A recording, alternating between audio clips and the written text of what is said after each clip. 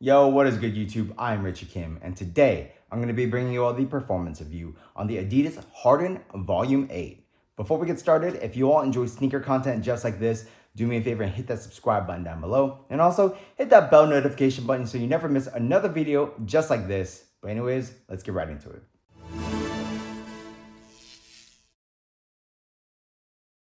As always, starting off with the traction, the Harden Volume 8 features a bunch of different traction patterns. You do get some herringbone traction pattern, you get a radial traction pattern, and you also get like this green, I don't know, like chain link pattern kind of. And yeah, I would say for the most part, the traction is very, very good. If you are playing on your clean courts, you're gonna have absolutely no issues. You're gonna be able to stop on a dime and do those James Harden movements like a step backs. But I will say, if you are playing on your dustier courts, your LA Fitness, 24-hour Fitness, and so on and so forth, those type of gym courts, you might have issues if you don't wipe. So this thing does pick up dust, and if you let that dust just get caked on, you will slide to a stop. I never had issues of completely sliding out, although there was one time where my foot did slip out, but I didn't slide out or anything, right? It was just like I planted and my foot just slipped out and I caught myself. But yeah, that did happen once. But I would say for the most part, just make sure you keep up with your wipes, and you should be fine on those dustier courts. Clean courts, you're gonna be great. So yeah, traction, overall good. Just make sure you wipe. As far as outdoor use goes, I wouldn't use these outdoors. It's probably not gonna last very long, but I do think if you were to use them outdoors, I think the performance would be really good. So moving on to the cushion, the Harden Volume 8 features a full-length Jet Boost midsole, and Jet Boost in here is very, very nice. It is a good blend of that impact protection and responsiveness and court feel. The way they implemented the Jet Boost in here just overall feels very, very nice. Obviously, you do have a thicker chunk of Jet Boost in the heel, so you're gonna have greater impact protection in the heel. And as it thins out into the forefoot, you get more of that responsiveness. But I mean, the comfort is great in the shoe. Impact protection is great in the shoe. And you feel decently low to the ground while also still feeling very responsive.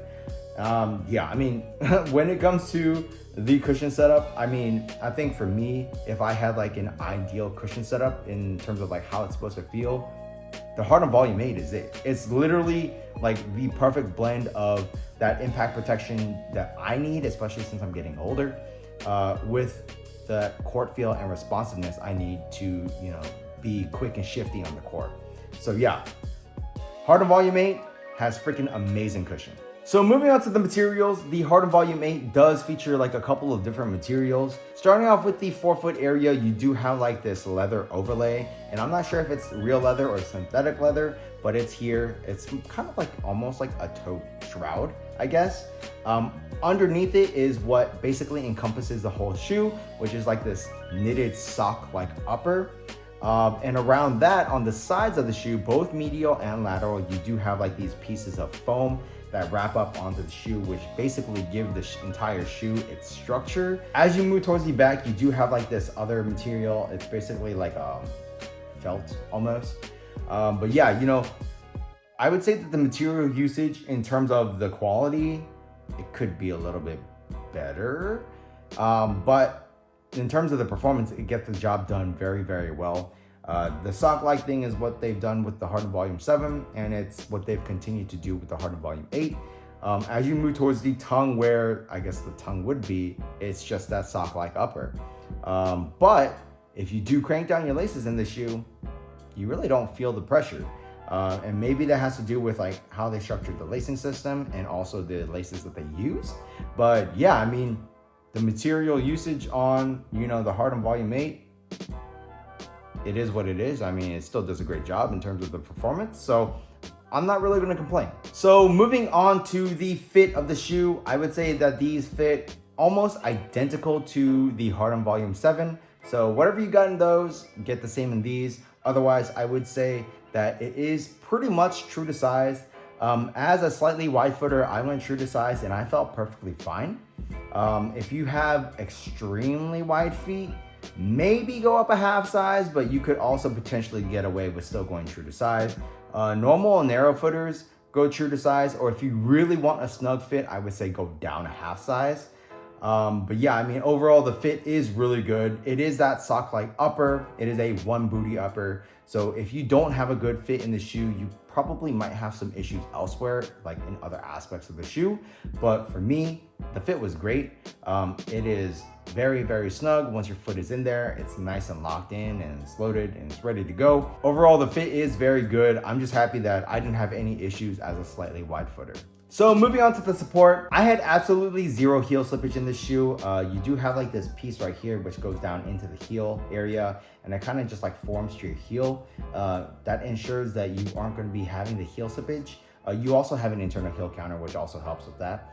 As far as the side-to-side movement on the footbed, like I mentioned earlier, you do have like these foam walls basically, which form the shell of the shoe, and these do a great job of making sure your foot is not sliding around on the footbed. Like I had zero issues of any like sliding around at all.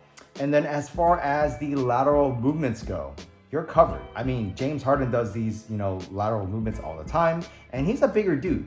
So for us, I don't expect us to have any issues, and I personally didn't. You do have a fairly wide base, and you actually have like this rubber piece from the outsole that wraps up on here as well to like give it that extra stiffness, just to make sure like this foam isn't crushing and you're rolling over or anything. So yeah, I mean, lateral movements, you're gonna be covered. And as far as torsional rigidity and stability, there is a torsion plate in here. It is this black piece. And yeah, I mean, it provides enough support for that torsional rigidity and stability. So you're covered on that front as well. So overall, I would say that the support in the Harden Volume 8 is very good. So the Harden Volume 8 retails for $160, and for $160, I would say get this shoe. Like this is it's a freaking amazing shoe, honestly. There's pretty much nothing wrong about it. I would say probably, I guess like the weakest part of the shoe is the traction, and even then it's not even bad. It's just the fact that you do have to wipe on those dustier courts, which is, I would say, fairly common for like 90% of shoes. So yeah, I mean, everything was amazing. What I really do like about the shoe is the Jet Boost midsole. It is very, very comfortable and is literally like a perfect blend of impact protection and responsiveness, at least for me. So yeah, I mean, for $160, I would say go pick up a pair of these. Like these are freaking amazing. Yeah, I mean, the only downside maybe to you all, maybe to you specifically, is the looks. And personally, I do think that other colorways can like make or break the shoe. This one in particular, I don't think is like the worst, but I really do like the white and black pair. I think it's called like Pioneer or something. I really, really like that colorway. And I'm sure there's gonna be future colors that look really cool. And obviously, there probably might be some that don't look as great.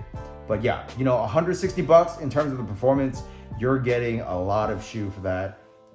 This is an amazing performer. So I would highly recommend you all go pick up a pair. If you wanted to buy these, I'll leave a link for you down in the description box below. But that's pretty much it for this performance review. If you all like this video, do me a favor and hit that subscribe button down below. And also smash that thumbs up button for me, as it really does help me out. While you all are at it, check out these videos over here, and that's pretty much it. Until next time, peace.